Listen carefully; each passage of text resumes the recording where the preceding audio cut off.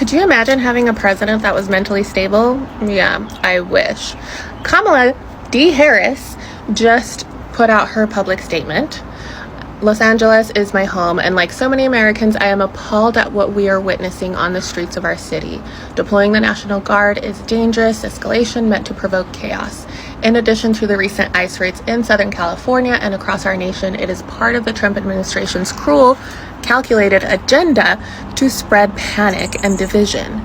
This motherfucker has the nerve to come out here and drop a statement on what's going on in California, my hometown. Blah, blah, blah, blah, blah. Are you kidding me? Kamala, hello. You, dear, were in charge of the border. You were the self-proclaimed border czar, and you let this happen. And now you're going to sit back in your little fucking engine and say what should be done on a problem that you fucking caused. Is everybody all right? Is everybody all right? Like, seriously, is everyone all right? Kamala, are you all right? Says nothing about the destruction and the looting that we've all seen that's going on. She's saying that she stands with the protesters. This isn't peaceful protesting. Yes, I stand with protests too, but it has to be done peacefully. And what you're doing is you're adding fuel to the fire. What you're the fuck best at doing. And that's why you fuck lost. Hindsight is 2020, huh? Maybe if you and Joey Boy had that shit under control like my man Donald Trump has right now, none of this shit would be going on. The United States citizen gave Donald Trump a mandate, and you're fucking standing in the way. Enough is enough. Have the day you deserve. So it keeps getting better. Now Kamala Harris makes a statement saying she's appalled by Trump's deployment of the National Guard and said this is part of Trump's plan to divide America. Really, because I don't think it was Trump's choice to be throwing things at police cars and damaging the city. Pretty sure he actually came to clean up that mess made by your constituents such as Gavin Newsom and the various amounts of people he let come into the state. Never forget, Trump refused to deploy the National Guard to the Capitol on January 6th to help stop an armed mob. But he did deploy the National Guard yesterday in Los Angeles upon a peaceful crowd of protesters who were simply using their constitutional rights to speak out against what ICE was doing in that city and across the country. You guys keep saying that Kamala Harris would have been no different had she been in the White House. Let me just name you some things that this current administration has done thus far. Deport American citizens. Deport undocumented immigrants without due process. Put tariffs on every country, including countries with penguins. Bully our allies. Be a Russian sympathizer. Try to make Canada a 51st state. Rename the Gulf of Mexico. Signalgate. Ban trans men and women from the military. Get rid of DEIA. Appoint unqualified people into their cabinet. Trying to defund FEMA. Trying to raise the national debt. Trying to take away people's health care. Taking golf trips every week. Crashing the stock market. Arresting judges. Now, if you really think that Kamala Harris would have done all that had she become president, you live in Delulu land and you need help.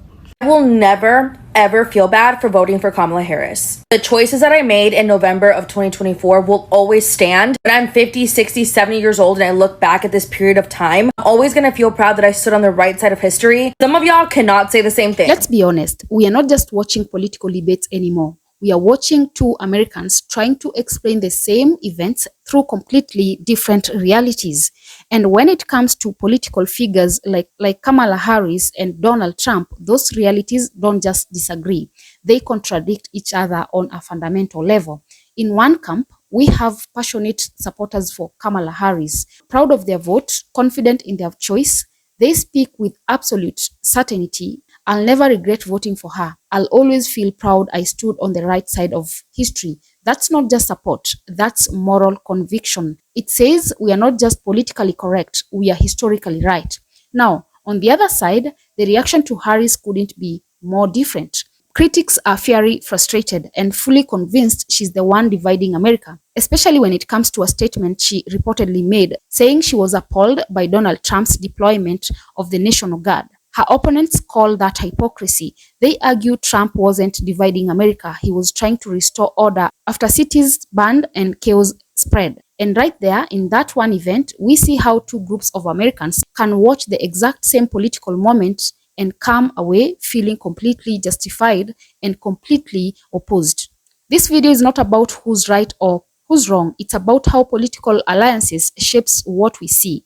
what we feel, and what we believe to be true. Because if everyone is watching the same footage but drawing different conclusions, the question becomes, are we judging the facts or are we defending our side?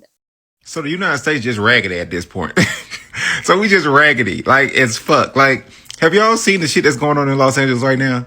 Like, I had no clue that they've been doing this for like 2-3 days at this point. But they sent the National Guard to Los Angeles. They got ICE raids going on, people protesting, people looting, people rioting, I'm seeing tear gas. I'm seeing bricks being thrown at ice trucks. I'm seeing glasses being shattered. I'm seeing rubber bullets. I saw somebody got shot in the head with a rubber bullet. It's so much going on, so much back and forth over there. Like, it looks like something from a third world country, for real. If you look at the footage, it looks like there's no way this could be going on in the United States. This is like something you'll see on fucking TV somewhere. But I feel like people gotta do what they gotta do. We push the narrative so far, like people are only gonna take up or deal with so much shit before they start reacting. At this point, you might as well go get the Bloods and Crips, tell them come fuck some shit up too, cause low key that's where they at in Los Angeles. So I don't know. Like, this is a scary time to be in the U.S. Well, let's start with critical perspective, one that calls out Kamala Harris for her statement that she was appalled by the National Guard being deployed by Donald Trump. According to that narrative, this wasn't leadership, this wasn't empathy, this was political theater, an attempt to turn public safety into partisan ammunition. The speaker challenges Harris, framing with sharp clarity. They say it wasn't Trump who was throwing bricks through storefronts. It wasn't Trump who torched police cars, and it definitely wasn't Trump who stood by as cities were vandalized and businesses were destroyed. In their view, Trump wasn't dividing the country. He was trying to contain the fire that local Democratic leaders let burn out of control. They go further the blame. They argue lies with leaders like Gavin Newsom and other so-called progressive figures who, in their opinion, failed to control the situation. The chaos that required National Guard intervention, they say, didn't come from Trump's camp. It came from Harris, from permissive policies that allowed criminal behaviors to escalate in the first place. This is framing at its most potent. Every word is crafted to resign blame, to invert the roles. Instead of Trump being the aggressor, he's recast as the cleaner, the one who forced to restore order after others failed. Instead of Harris being the voice of concern, she becomes the figure who refuses to take accountability for results of her party's policies. In a completely separate video, a pro-Harris voter shares a deeply personal declaration. I'll never feel bad about voting for Kamala Harris. I'll always feel proud I stood on the right side of the history. No hesitation, no second guessing. This isn't just about Kamala Harris. It's about the voters' own sense of righteousness. But notice the implication. If one side is the right side of history, then the other side must be the wrong one. This isn't just about disagreement. It's moral superiority. The underlying message is, we see the bigger picture, you don't. So on one hand, we have a voter whose identity is now tied to Harris' success. On the other hand, we have a critic who sees her as emblematic of a political machine that has failed cities, communities, and law enforcement. This isn't about just what happened. It's about how it's remembered, and how that memory is shaped by two sides you're on. Kamala Harris has weighed in on what's going on in Los Angeles. She doesn't need to. She's a civilian. She says, Los Angeles is my home, and like so many Americans, I'm appalled at what we're witnessing on the streets of our city. She says it's escalatory and it's part of the Trump administration's cruel, calculated agenda to spread panic and division. That the administration's actions are not about public safety, that they're about stoking fear. She says that protesting is a powerful tool, which it is, and it's essential for the fight for justice, which it is. And she says that she supports the millions of Americans who are standing up to protect our rights. Meanwhile, DJT is saying that he's going to liberate Los Angeles. We do not need liberation. He claims that we're under attack. We are not under attack. Again, she's a civilian. She did not have to release this. And weirdly, I have a lot of people in my comments saying, where's Kamala? When I'm asking, where's Gavin Newsom? Gavin Newsom, whose advice is just don't be violent. When the LAPD and even Kamala Harris referenced this, LAPD has said it has been a largely peaceful protest. There have been no issues. The issues have been with the people that are being protested. They're the ones who are enacting the violence. Just like 2020. Yeah, all those people saying that these candidates were the same in 2024, they weren't. They never were. That was a psyop. And you've got a year and a half to figure out how to not get psyoped in the next election. Because we could have fucking had her. This is where things get real. We are not simply looking at a political disagreement between two groups. We are witnessing the emotional fragmentation of a nation. Kamala Harris says she's appalled by Trump's use of the National Guard. One group hears that and feels understood finally. Someone standing up against authoritarianism, militarization, and the misuse of state power. Another group hears that same statement and says, "Are you kidding me? What about the destruction happening right outside our doors?"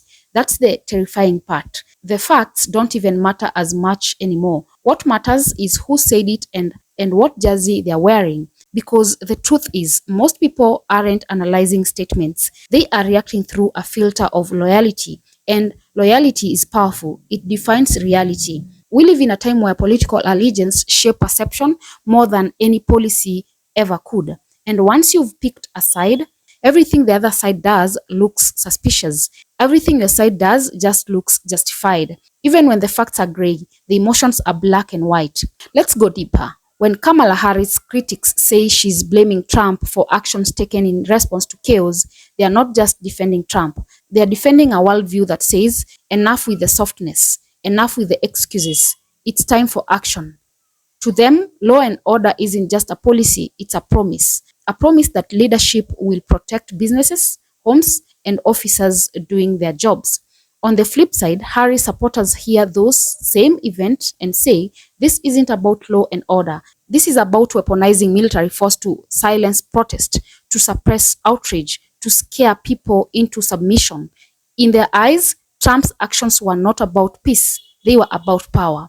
Now add this layer, the historical narrative. When a Harris supporter says, "I'll never regret my vote," they are placing that vote into a layer story. One of justice, progress, and civil rights. Not just about Harris. It's about standing against Trumpism. It's about resisting a tide they see as regressive and dangerous. So when they say, "I stood on the right side of history," they mean it literally. They believe their vote was a moral act, a historic one. And in that moment, they've elevated their political choice into something sacred. But here's the kicker. That same moral elevation is happening on the other side too. Trump supporters believe they're defending the soul of America. They see Harris and her allies as people who enable chaos, silence dissent, push policies that fail working class Americans, and disrespect traditional values. So both sides believe they're fighting for what's right. And that's why the divide keeps getting deeper. Because when everyone thinks they are on a moral crusade, compromise starts to feel like betrayal. We are no longer disagreeing about policy, we are disagreeing about what's real. And when you lose a shared reality, you lose the ability to have shared solution. This is where media, social platforms, and partisan commentary all play a role. We are being served tailor-made narratives that confirm our fears and validate our choices. You open one app and you see clips of Harris framed as a national hero. Open another and she's framed as a hypocrite. The same applies to Trump. And guess what? People choose the content that makes them feel right, not one that challenges them. This is dangerous because a nation that can't agree on what happened can't move forward on what to do next. So what do? We start by acknowledging that framing matters, that what we are told and how we are told, it impacts what we believe. We remind ourselves that even people we disagree with are interpreting events through their own lens of fear, pride, hope, or trauma. Because when someone says, "I'm proud of voting for Harris," they're not just talking about politics, they're talking about identity. And when someone says Trump was right to send the guard, they are not just defending him, they're defending their sense of safety, order, and dignity. Until we recognize the humanity behind these frames, we'll keep yelling past each other. So here's the challenge. Can we critique without demonizing? Can we listen without surrendering our principles? Can we acknowledge someone else's framing without abandoning our own? Because the future of this country won't be saved by one party or one president. It will be saved by citizens willing to see beyond their own echo chambers. to Americans, one truth. Maybe not, but maybe, just maybe, we can build the courage to listen long enough to hear each other. That's how healing begins. Guys, let me know what your thoughts are about this particular topic. Drop a comment and also remember to subscribe, like, and share as well. And until next time, bye-bye.